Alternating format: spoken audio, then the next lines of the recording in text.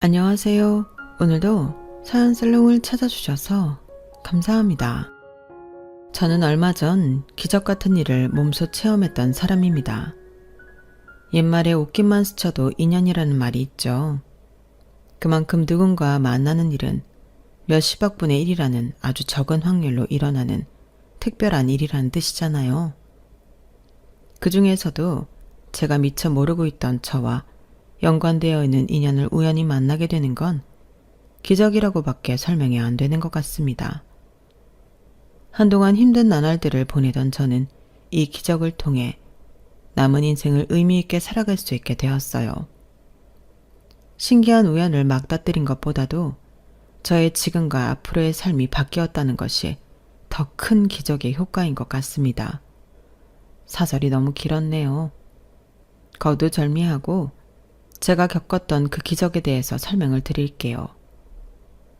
저는 화목한 가정의 외동아들로 태어나 행복한 어린 시절을 보냈던 평범한 남자였어요.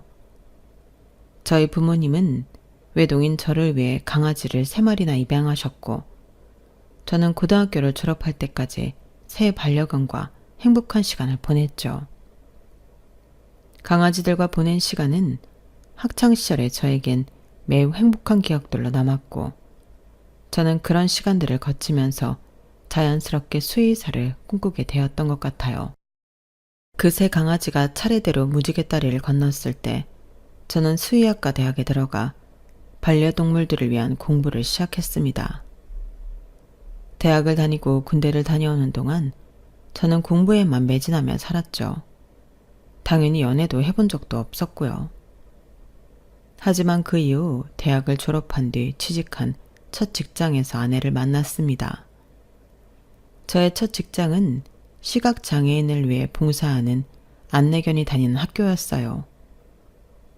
안내견 학교에는 항상 수의사가 있어야 했기 때문에 제가 상주 수의사로 들어간 것이었죠. 그리고 그곳에서 새 안내견 훈련을 받으러 오는 아내를 처음 봤을 때부터 저는 호감을 가지게 되었습니다. 아내는 차분했지만 늘 밝은 기운이 넘치는 사람이었거든요. 왠지 모르게 사람을 편안하게 해주는 분위기를 가진 사람이었고요. 시각장애인들을 위한 오디오북 녹음을 해주는 사람인 만큼 목소리가 좋았던 것도 그 분위기에 한몫했던 것 같네요. 그리고 아내는 안내견과 함께 훈련을 받는 게 처음부터 편하고 능숙한 것 같았어요. 보리랑 많이 친해지셨네요. 네, 보리가 워낙 명랑한 애라서 자꾸 더 애정이 가네요. 영특하기도 하고요. 저도 전에 만났던 친구는 처음엔 손발이 잘 안 맞았는데 그 친구는 작년에 무지개다리를 건넜거든요. 아, 많이 보고 싶으시겠어요? 저도 그렇게 보낸 친구들이 있었어요. 어릴 때부터 같이 자란 친구들이었는데. 반려견을 여러 마리 키우셨어요? 네, 총 3마리였어요. 대단하시네요. 떠나보낼 땐 3배로 더 힘드셨겠지만 저는 아직도 가끔 꿈에 율무가 나오거든요. 저희는 반려견을 먼저 떠나보냈던 경험을 나누며 서로 공감도 위로도 하면서 처음 말을 트게 되었죠. 그 이후로도 여러 가지 이야기들을 했고요. 서로 친해지자 저는 용기를 내어 아내에게 식사를 제안했고, 다행히도 아내는 제안을 받아들여 주었죠. 그리고 아내에 대해 더 많은 이야기를 들을 수 있었어요. 아까 음식이 입에 맞으셨는지 모르겠네요. 여기 커피는 괜찮은 것 같은데. 정말 괜찮았어요. 저 고기 진짜 좋아하거든요. 여기 카페가 커피도 괜찮지만 케이크는 더 맛있어요. 케이크 많이 드세요. 아, 네, 지은 씨. 의외로 단 거 좋아하시는군요. 아까도 양념된 고기를 더 많이 드시고. 제가 할머니랑 둘이 사는데 둘이서 같이 이런 카페를 많이 돌아다니거든요. 어렸을 때는 너무 형편이 안 좋았어서 할머니랑 외식 한번 제대로 못했었는데, 다행히 제가 일찍 취직을 하고 돈을 벌게 되니까 이런 여유가 생겨서 좋네요. 다행이네요. 할머니도 지은 씨를 많이 대견해 하시겠어요. 할머니 입장에선 사실 크게 한시름 놓은 거죠. 제가 8살 때 시력을 잃은 뒤로 할머니는 자나깨나 제 걱정뿐이셨거든요. 다른 가족분들은 없으세요? 원래는 있었죠. 제가 8살 때 다 같이 일본 여행을 갔다가 큰 사고를 당했거든요. 엄마, 아빠, 언니랑 넷이 갔던 가족여행이었는데 저희가 타고 있던 관광버스가 빗길에 전복되고 말았거든요. 거기가 외진 곳이라 구조도 늦게 되었고 구조가 늦는 바람에 제가 그때 시력을 잃게 되었어요. 저희 가족들도요. 저희 부모님은 저랑 제 언니부터 챙기려다가 버스 밖으로 튕겨나가셨고 언니도 그날 실종되었어요. 저만 유일하게 구조돼서 한국으로 돌아올 수 있었죠. 외가 친척들은 연락도 안 되고 그날 이후로 할머니랑 저랑 둘이서만 살아온 거예요.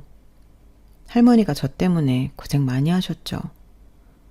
많이 힘드셨겠어요.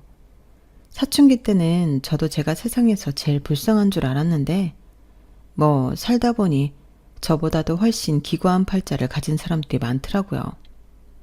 그래도 저는 저를 진심으로 사랑해 주시는 할머니도 있고 또 취직도 하고 잘 살고 있잖아요. 좋은 면만 보고 살아가다 보면 정말 한없이 좋은 일만 가득한 게 인생인 것 같아요.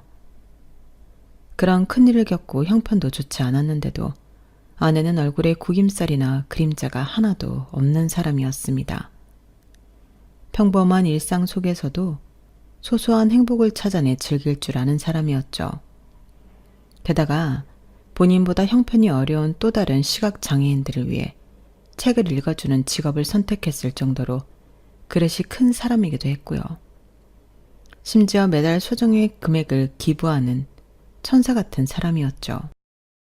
저는 그런 아내에게 속수무책으로 빠져 먼저 고백했고 저희는 4년의 연애 끝에 결혼까지 하게 되었어요. 아내와 함께했던 그 시절들은 제 인생에서 가장 눈부시고 행복했던 시간들이었습니다. 저희가 서로 너무 행복하다 보니 자연스럽게 아이를 가지고 싶다는 생각도 들었어요. 원래 결혼하기 전에 저는 아이를 낳고 싶다는 생각을 한 번도 해본 적이 없었거든요. 누군가 결혼할 상대를 만난다면 저처럼 딩크족이 되고 싶은 사람을 만나야겠다고 생각했을 정도로요.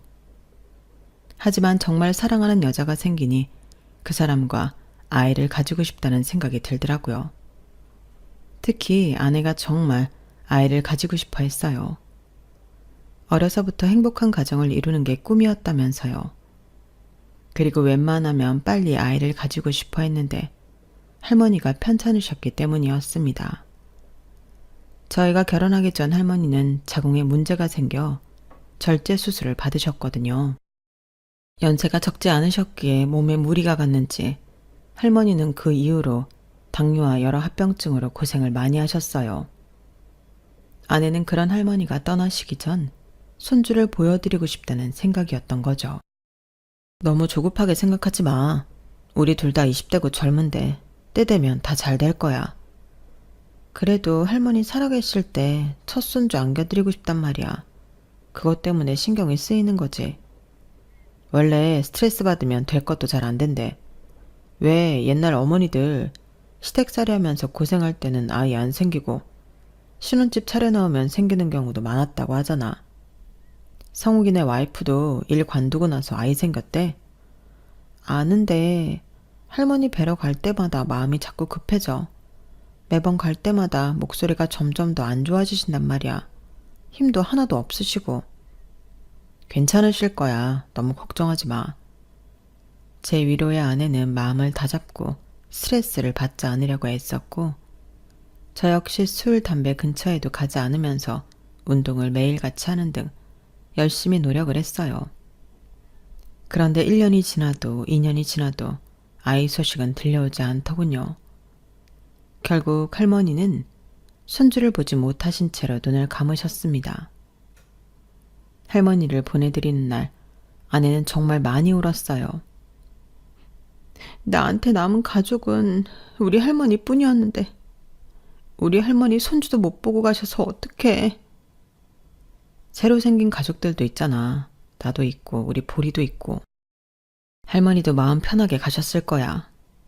할머니가 보리도 예뻐하셨지. 참. 조금만 더 버텨주시지. 손주 생길 때까지만이라도. 할머니가 하늘나라 가셨다고 당신을 안 보실까? 다 잘 지켜보고 계실 거야. 항상 당신 생각뿐이셨잖아. 세상에 혼자 남겨진 기분이야. 미안해. 당신한테 할 말이 아닌데. 나한테 남은 유일한 친정 가족이 할머니였잖아. 아내는 장례식이 끝난 이후로도 오래도록 슬퍼했습니다. 안내 겸 보리도 저희 가족의 상황을 아는지 늘 아내 곁에서 아내를 위로해 주려고 했었어요. 애교도 부리고 예전처럼 사고도 치지 않고요. 저 역시 할머니를 많이 좋아했기 때문에 슬펐지만 아내의 기운을 북돋아 주기 위해 오히려 밝은 태도를 유지하며 노력했어요. 주말마다 놀러도 가고 맛있는 음식도 해주며 애를 썼죠. 다행히 아내는 보리와 저의 노력을 알아주었고 본인도 기운을 차리려고 노력하며 그렇게 조금씩 슬픔을 극복해 나갔습니다. 아내가 조금씩 다시 생기를 찾아가기 시작했을 무렵이었어요. 저희는 다시 자녀 계획을 세웠고 이번에는 난임센터를 찾아가 보기로 했습니다. 그 전에는 둘 다 젊고 건강했으니 임신이 쉽게 될 거라 생각했는데 2년이 넘도록 안 됐으니 의학의 힘을 빌려보자는 거였죠. 게다가 그 사이 저희 두 사람 모두 30대가 되었으니 이제는 체계적인 관리를 받아야 할 것 같았습니다. 그렇게 검사를 진행한 뒤 결과를 기다리는데 난임센터 의사는 뜻밖의 말을 건네더군요. 두 분, 일단은 여기 말고 산부인과 검사를 먼저 받고 오셔야 할 것 같은데요. 산부인과요? 산부인과도 처음에 알아보긴 했는데 산부인과에서는 거기나 여기나 크게 차이가 없다고 하시던데요. 그런 뜻이 아닙니다. 임신 계획보다 더 급한 게 있어요. 아내분이 정밀검사가 필요할 것 같습니다. 혹시 모르니까 일단 산부인과 쪽으로 제가 자료를 넘겨드리겠습니다. 거기 가셔서 정밀검사부터 좀 받고 와보세요. 왜요? 저한테 무슨 큰 문제라도 있나요? 난소 쪽에 뭐가 보이긴 하는데 일단 검사 결과를 먼저 보시죠. 미리 걱정하실 필요는 없어요. 난임센터 의사는 저희에게 사서 걱정하지 말라는 말을 10번도 넘게 했지만 저희로서는 당연히 불안할 수밖에 없었죠. 저는 긴장한 아내를 데리고 애써 태어난 말들을 하며 대학병원으로 갔습니다. 정밀검사를 진행한 후 저희는 정말 충격적인 결과를 들었는데요. 그건 바로 아내가 난소암이라는 것이었습니다. 저는 형편없이 떨리는 목소리로 물어봤죠. 그러면 어떻게 해야 하죠? 치료는 가능한 거죠? 이미 전이가 많이 된 상태라 수술이 쉽진 않을 겁니다. 수술부터 일단 진행하시고 추이를 지켜봐야 할 것 같네요. 최대한 빠른 날짜로 수술 부탁드립니다. 금액을 더 지불해야 하면 그렇게 할게요. 예약이 워낙 밀려 있어서 일단 나가시면 간호사가 예약 도와드릴 거예요. 수술 받으면요? 완치되는 건가요? 수술이 잘 진행되면 그럴 가능성도 없지 않습니다. 일단 현재로서는 최대한 빨리 수술을 진행한 다음 경과를 보는 수밖에 없어요. 나가서 예약부터 하시죠. 아내는 큰 충격을 받았어요. 저 역시 눈앞이 새하얘지는 것 같았지만 일단 기적을 믿어보는 수밖엔 도리가 없었죠. 저는 아내를 달래고 위로하며 수술 예약을 잡았어요. 최대한 빨리 수술 예약을 잡는다고 했지만 그럼에도 한 달이나 걸리더군요. 그 외에도 진행된 항암 치료들은 그렇게 밝았던 아내를 점점 어두운 사람으로 변화시켰습니다. 아내는 정말 고통스러워하며 치료를 받았고 그걸 지켜보는 저 역시 엄청난 고통이었어요. 오죽했으면 그렇게 명랑하던 보리마저도 한없이 얌전해지고 기운이 떨어지는 게 보일 정도였죠. 아내 앞에서는 최선을 다해서 긍정적인 태도를 유지하려고 했었지만 저 역시도 하루가 다르게 얼굴이 어두워지고 푸석해지는 걸 감출 수가 없었습니다. 주변 사람들이 하나같이 걱정 어린 위로를 건네더군요. 저희 부모님도 하루가 멀다 하고 안부 연락을 하셨는데 당시엔 그게 별로 힘이 되진 않았네요. 그래도 다행인 건 길고 길었던 그 시간이 다 끝난 뒤 아내의 수술이 성공적으로 잘 끝났다는 것이었어요. 아내의 치료가 끝나는 날 저희는 자녀 계획은 무기한으로 미뤄두고 곧바로 이사 계획을 짰습니다. 공기가 좋은 지방으로 내려가 아내의 건강관리에 최선을 다하기로 한 거였죠. 다행히 타이밍 좋게 제가 시골의 한 동물병원에 일자리를 구할 수 있었고 아내는 일을 관두었어요. 저희는 산골마을로 이사를 가서 몇 년 동안 살았는데요. 조금이라도 몸에 좋지 않은 성분이 들어간 음식은 쳐다도 보지 않고 거의 스님처럼 먹고 살았답니다. 해지면 잠들고 해 뜨면 일어나는 생활을 반복했고요. 사실 시골에 떠 살았던 그 고즈넉한 나날들이 생각보다 평화롭고 좋긴 했어요. 아내는 매일 보리와 2번의 산책을 하며 좋은 공기를 마시고 건강하게 지냈고 그래서인지 나날의 혈색도 좋아졌죠. 그리고 아내는 시간이 남을 때마다 어린이들을 위한 동화를 쓰곤 했어요. 아내는 옛날부터 늘 동화 작가가 되고 싶다고 말하곤 했거든요. 굳이 아이가 없더라도 저와 아내, 그리고 보리와 함께하는 생활은 즐겁기만 했습니다. 저는 그렇게 둘이 평생을 살아도 정말 괜찮을 거라고 생각했어요. 하지만 그 평화로운 나날들도 4년을 넘기지 못하고 깨지고 말았어요. 아내의 암이 재발했기 때문이었죠. 저는 하늘이 무너지는 것 같았습니다. 그전에는 억지로라도 의연함을 유지하려 했지만 이때는 모든 의지가 와르르 무너지고 말았죠.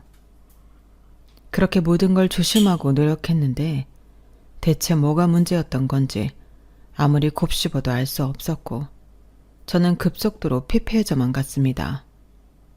그런데 오히려 그런 저를 이번에는 아내가 위로하더군요. 당신 안 자고 여기서 뭐해? 날도 추운데. 당신 먼저 자고 있지 왜? 나는 그냥 잠이 안 와서. 아픈 건 난데 당신이 무너지면 어떡해. 내가 없으면 당신이 보리도 챙겨주고 당신 스스로도 챙겨줘야지. 내가 뭘 잘못한 건지 모르겠어. 그렇게 조심했는데 혹시 그동안 내가 뭐 잘못한 거 있었어? 내가 당신 너무 무리시킨 게 있었나? 그런 거 아니야. 당신 잘못 하나도 없어. 원래 암도 유전이라잖아. 우리 할머니처럼 나도. 잘못이 있다면 우리 집안이 잘못된 거겠지. 그런 얘기는 아니었어. 나는 그냥 미안해. 내가 정말 미안해. 원래 처음에 수술 받았을 때 그때 수술이 잘 안 되면 의사가 6개월이라고 했었어. 당신도 기억하지? 근데 그 6개월을 훌쩍 넘기고 이렇게 오래 살았잖아. 당신 덕분이야. 당신이 너무 잘 돌봐주고 잘해줘서 오히려 내가 미안하지 뭐. 지은아, 나 진짜 무서워. 너 없이 어떻게 살아야 할지 모르겠어. 그동안 진짜 열심히 관리했는데 왜 또 이런 일이 생긴 건지 모르겠어. 나 아프다고 해서 당신까지 무너지면 어떡해. 나 없이도 당신이 잘 사는 모습을 봐야 내가 편히 가지. 당신 덕분에 이미 충분히 오래 잘 살았어. 이제 그만 자책해. 아내는 정말 놀라울 만큼 태연하더군요. 저는 오히려 그런 아내의 모습이 아내가 이미 모든 걸 다 내려놓을 것 같아서 더 슬펐어요. 하지만 혼자 남겨질 저를 걱정하는 아내의 말을 듣고 저는 다시 억지로라도 기운을 차려보기로 했죠. 혼자 먼 길을 떠날 아내를 위해서라도 그런 모습을 보여줘야만 했어요. 병원에서는 가망이 없다고 하고 아내는 고통스러운 항암 치료를 또 받고 싶지 않다고 하니 저희는 차라리 남은 시간을 슬퍼만 하지 말고 좋은 풍경을 많이 보러 다니기로 했어요. 실제로 캠핑카를 빌려 약 3개월 정도 긴 여행을 떠나기도 했죠. 억지로라도 밝은 척을 하고 웃으려고 하다 보니 정말로 몇몇 순간들은 아내가 아프다는 사실이 잊혀질 만큼 행복하기도 했습니다. 아내는 여행을 마친 후 2달 만에 재발 검진을 받은 지 6개월 만에 세상을 떠났어요. 저는 아내를 보낸 뒤에도 3년이나 그 산골 마을 집에서 혼자 지냈죠. 저희 부모님은 그 먼 산골 마을을 한 달에 한 번꼴로 와서 제 상태를 체크하고 가셨어요. 절 걱정하시는 부모님의 마음을 저도 이해는 했어요. 하지만 저는 부모님이 걱정하시는 것처럼 극단적인 생각을 하거나 제 삶을 방치할 생각이 없었습니다. 그러면 하늘에서 보고 있을 아내가 너무 슬퍼할 것 같았거든요. 저는 매일 똑같이 부지런하게 살았어요. 아내가 떠나기 전 여행을 다니기 위해 동물병원 일을 관두었었기 때문에 그냥 무상으로 주변 이웃분들의 밭일을 도와드렸죠. 동네 분들이 전부 제 사정을 알아서인지 자꾸 저를 더 불러내는 것 같더군요. 매일 아침 일찍 나가서 밭일을 도우고 집에 오면 하루 종일 집안일을 쓸고 닦았어요.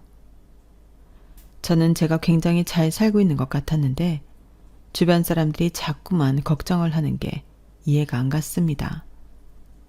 그렇게 3년쯤 지났을까요? 어느 날 서울에 있는 제 고등학교 동창들이 저를 부르더군요.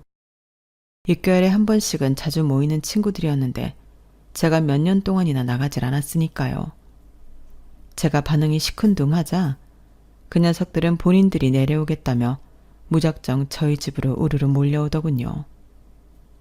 동창들이 찾아오니 마을 주민분들은 갑자기 평소 밭일을 도와줘서 고맙다며 고기며 옥수수며 감자 같은 것들을 자꾸만 가져다 주셨어요. 부침성 좋은 동창 몇 놈이 그걸 저 대신 받아들며 어르신들도 같이 식사하자며 넉살 좋게 초대를 하더군요. 결국 의도치 않게 저희 집 앞마당에서 동네 잔치가 벌어지고 말았죠. 재민이 저 녀석이 밭일을 한다고요? 평생 샌님이었는데. 처음엔 비리비리 하더니 매일같이 계속하니까 힘이 붙더라고. 이제 좀 남자다워졌어. 안 그래 동생? 예, 맨날 뭘 자꾸 먹이셔서 살만 쪘잖아요. 살이 찌긴 아직도 비리비리하구만. 자네는 더 살쪄야 돼. 참 재민아, 너한테 할 말이 있어서 왔어. 원래 오늘 안 오려다가. 뭔데? 우리 선배 중에 동철 선배 알지? 그 선배가 서울서 동물병원을 차리려고 하는데 같이 일할 의사가 필요한가 봐. 내가 그래서 잽싸게 너 추천했거든? 그 선배 한번 만나봐봐. 서울에서? 생각해준 건 고마운데 됐어. 나는 여기가 좋아. 서울은 다시. 아! 그때 옆에 있던 동네 아주머니께서 제 팔뚝을 찰싹 때리시더니 대화에 끼어드셨어요. 여기가 좋긴 개뿔이 좋아. 다 늙은이들만 사는 동네에. 얼른 다시 서울 가서 일해. 사람 하나 없는 골짜기에서 궁상 그만 떨고. 아주머니의 말에 갑자기 동네 주민들과 제 동창들까지 모두 옳소 하며 저에게 한마디씩을 던지기 시작했고 저는 사람들의 등살에 떠밀려 어쩔 수 없이 그 선배와 만남을 가지게 되었어요. 선배는 파격적일 정도로 좋은 제안을 하더군요. 그 조건을 들은 동창들과 저희 부모님도 저에게 당장 서울로 다시 올라오라고 귀에 못이 박힐 정도로 이야기를 했어요. 동네 주민분들도 마찬가지였고요. 결국 저는 서울로 다시 올라오게 되었고 저에게 그 선배와의 만남을 주선해 주었던 그 친구가 알아봐준 아파트로 이사를 갔습니다. 주변 사람들이 저를 이만큼이나 걱정하고 있었구나 싶은 마음이 들어 저는 주변에서 하라는 대로 그냥 다 했어요. 새로 이사한 아파트에서 생활하다 보니 아내 생각이 조금 줄어드는 것 같기도 했습니다.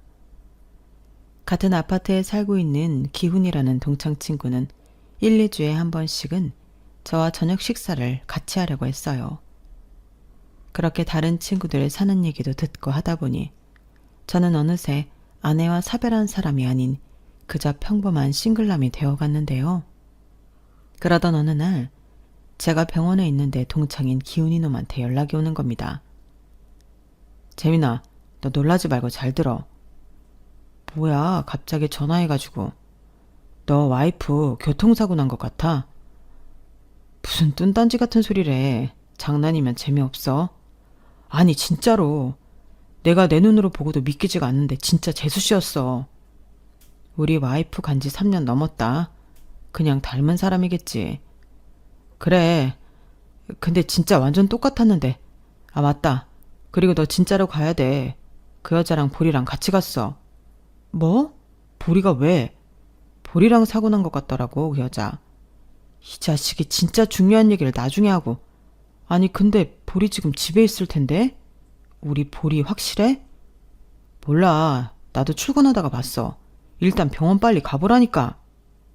동창놈이 영업직이라 사람을 많이 만나서 어지간해서는 헷갈릴 일이 없을 텐데 갑자기 와이프를 봤단 소리를 하다니 뭔가 이상함을 느낀 저는 혹시나 하는 마음에 홈캠을 확인해 봤는데요. 그 시간이면 집에 있어야 할 보리가 정말로 보이질 않는 것이었어요. 아내와 닮은 여자는 차치하더라도 보리가 보이질 않으니 저는 깜짝 놀랐죠. 동창문 말대로 병원을 찾아가 봐야겠다고 생각한 저는 선배에게 양해를 구한 뒤 바로 자리를 정리하고 나왔어요. 그리고 타이밍 좋게 핸드폰 전화벨이 울리더군요. 저 오늘 보리 산책을 시켜주다가 사고가 좀 났는데요. 무슨 사고요? 혹시 병원이세요? 네, 보리가 어디 다친 데는 없어 보여요. 산책 다 하고 들어가려는데 갑자기 보리가 어떤 여자분이랑 아이한테 달려들어서요. 지금 땡땡병원 응급실에 있어요. 보리가 달려들었다고요? 그럴 애가 아닌데 그분들은 많이 다쳤어요? 여자분이 좀 다치신 것 같아요. 정말 죄송합니다. 집에 다 와서 저도 긴장이 풀려서. 아니요, 괜찮아요. 지금 바로 갈게요. 땡땡병원이라고 하셨죠? 정말로 보리가 병원에 있다니 저는 이 모든 일이 비현실적으로 느껴졌어요. 다른 대형견들이야 그럴 수 있다고 쳐도 보리는 안내견으로 오랫동안 훈련을 받은 개라 사람에게 갑자기 달려드는 그런 행동을 할 리가 없는 아이였거든요. 갑자기 모든 일들이 뭔가 이상하다 느낀 저는 다급해진 마음으로 서둘러 땡땡병원으로 향했어요.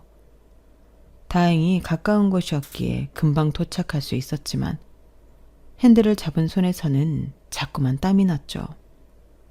저도 모르게 등에도 식은땀이 계속 났고요. 그리고 깨달았어요. 저도 모르는 사이 저는 보리를 저에게 남은 마지막 가족이라고 생각하고 있었다는 걸요. 혹시라도 보리가 달려든 사람들에게 그리고 보리에게 무슨 큰일이 있으면 제가 감당할 수 있을지 저 스스로도 알 수 없었죠. 저는 차를 대자마자 급하게 응급실로 들어갔는데요. 들어가자마자 입구 쪽 침대에 보리가 있더라고요.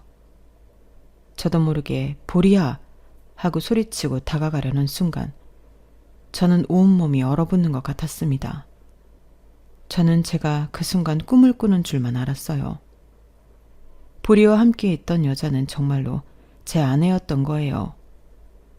제가 아무 말도 못하고 한참 동안이나 멈춰선 채로 있자 제 아내는 의아한 눈으로 절 쳐다보며 물어보았어요. 저 보리 견주분이세요? 심지어 목소리마저 아내와 거의 흡사했죠. 하지만 곧 저는 천천히 아주 천천히 이성을 되찾았어요. 쿵 떨어졌던 심장도 다시 조금씩 정상적으로 뛰기 시작했고요. 그 여자는 제 아내가 아니었습니다. 시각장애인이 있는 제 아내가 저를 똑바로 쳐다보며 걱정을 할 수는 없잖아요. 그 여자는 저를 바라보고 또 옆에 앉은 남자아이를 바라보는 일반적인 시력을 가진 여자였습니다. 그걸 깨닫고 나서야 저는 간신히 목소리를 낼 수 있었어요. 저기 괜찮으세요? 네, 저희 보리랑 어떻게... 아까 저희 아들이랑 저랑 아파트 앞을 지나가고 있었는데 뒤에서 오토바이가 저희를 칠 뻔했거든요.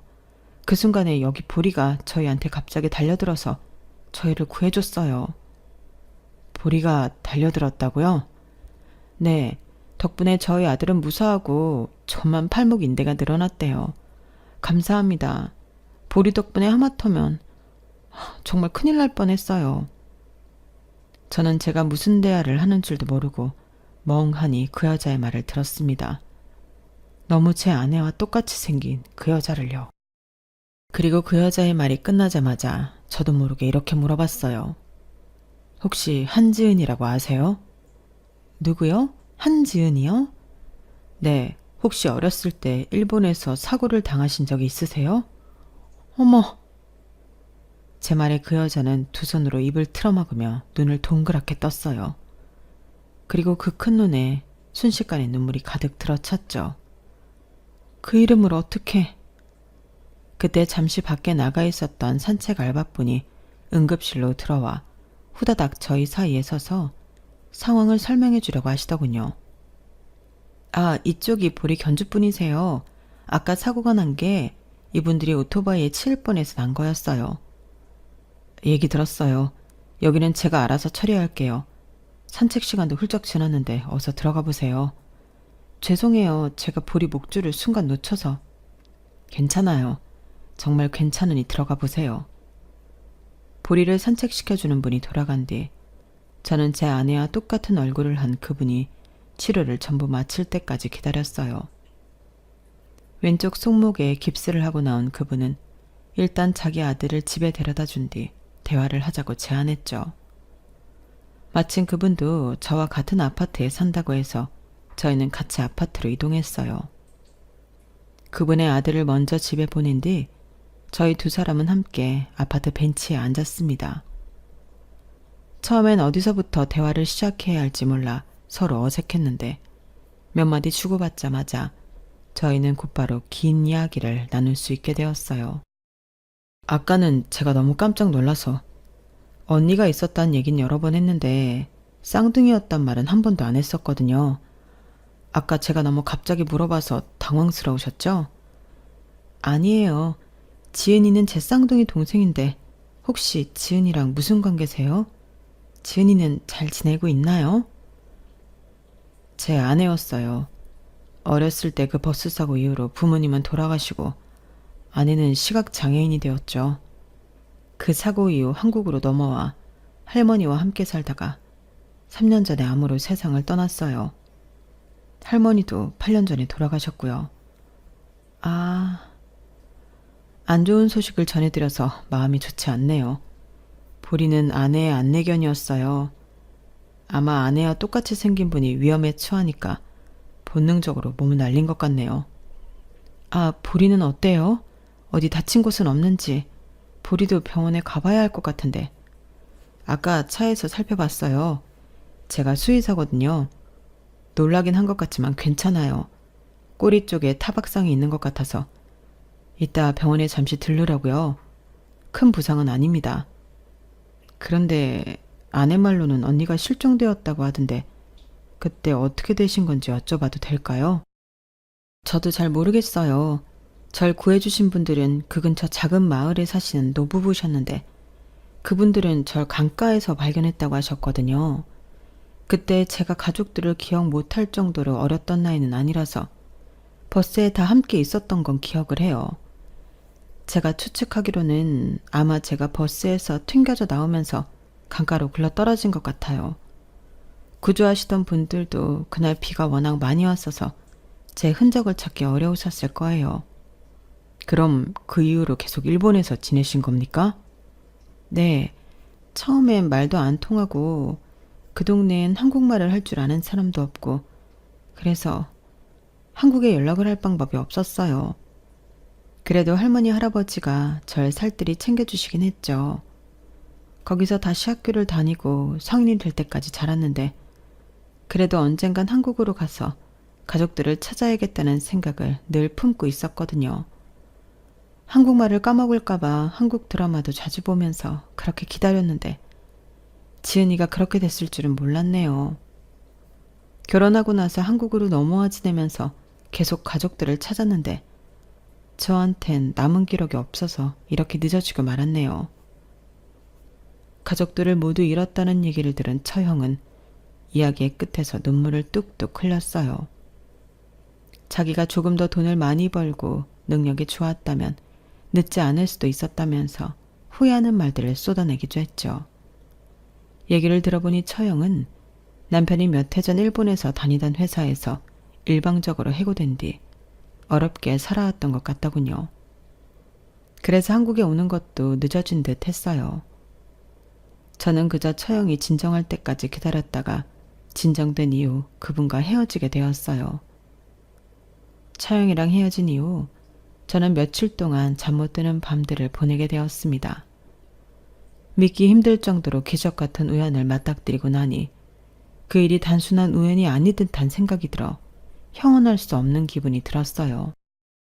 동시에 아내와 똑같은 얼굴로 아내가 그토록 갖고 싶어 했던 아이를 낳고 살고 있는 처형의 모습에 왠지 아내가 더 그리워지기도 했죠. 아내가 떠난 이후로 한 번도 생활이 무너진 적이 없던 저였지만 그때 처음으로 생활이 무너지기도 했습니다. 제가 걱정이 됐는지 같은 아파트에 사는 동창놈이 찾아오더니 제 모습을 보곤 한숨만 푹 쉴 뿐 별말은 하지 않고 그냥 가더군요. 그렇게 며칠을 지내다가 문득 그동안 아내의 유품을 한 번도 정리하지 않았다는 사실이 떠올랐습니다. 커다란 이사박스 3개에 넣어두기만 하고 단 한 번도 들여다보지 않았거든요. 저는 무슨 바람이 들어서인지 그 박스를 꺼내 아내의 유품을 하나 둘씩 정리하기 시작했는데요.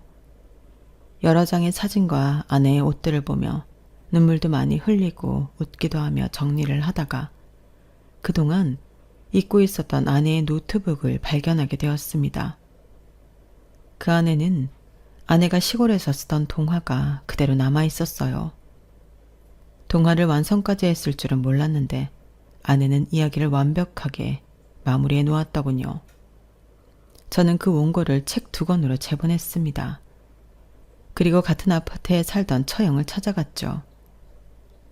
아내가 첫 번째 항암 치료를 마쳤을 때 저희가 시골에 가서 몇 년 살았거든요. 그때 아내가 쓰던 동화책이에요. 아내가 떠나간 이후로는 한 번도 열어보지 않았는데 덕분에 며칠 전에 발견했네요. 처형도 가지고 싶어 하실 것 같아서 드리러 왔어요. 고마워요. 지은이가 어려서부터 책을 좋아하긴 했었어요. 저는 책만 읽으면 맨날 잤는데 안 그래도 연락 한번 드리려고 했는데 제가 이달 말에 다시 일본으로 돌아가거든요. 지은이가 쓴 책까지 받았으니 더 이상 한국에는 미련이 없네요. 이 책 출간하셔도 돼요. 아내는 출간하려고 했었거든요. 크진 않더라도 생활에 조금이나마 보탬이 되셨으면 좋겠네요. 고마워요. 책을 전달하고 오니 저도 이상하게 마음이 가벼워지는 것 같았어요.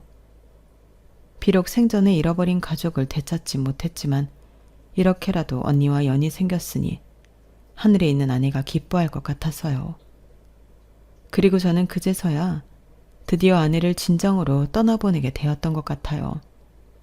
그전까진 아내와의 사별을 제대로 들여다보지도 못했다는 걸 그때서야 깨닫게 되었죠. 그렇게 처형은 떠났고 남은 저는 아내의 유품을 모두 정리하고 다시 일상을 되찾아 찾아가고 있어요.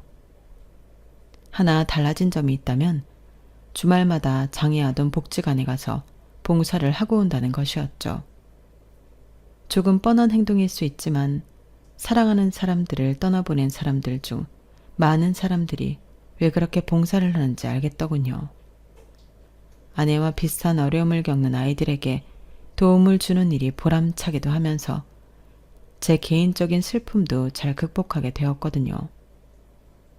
일본으로 건너간 처형은 아주 가끔씩 조카의 사진을 보내오곤 합니다. 많은 대화를 나누진 않지만 아이를 가지고 싶어 했다는 저희 부부의 이야기를 들어서인지 아이와 놀러 가거나 활동을 한 날에는 사진을 많이 찍는 것 같더군요.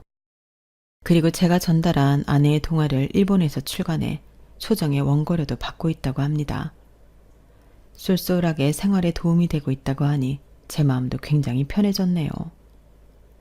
제 이야기는 여기까지입니다. 가족을 잃은 슬픔이라는 게 남의 일일 때는 흔하게 보고 듣는 일이지만 본인에게 닥쳤을 때는 가장 쓰라린 아픔이 되는 거잖아요. 저희 가족도 그랬고 아마 제 이야기를 들어주신 분들 중 많은 분들도 그러리라 생각합니다. 그런 분들께 제 이야기가 조금이나마 위로가 되었길 바라며 이야기 마치겠습니다. 감사합니다. 여러분, 사연 댓글에 응원과 현명한 조언 부탁드려요.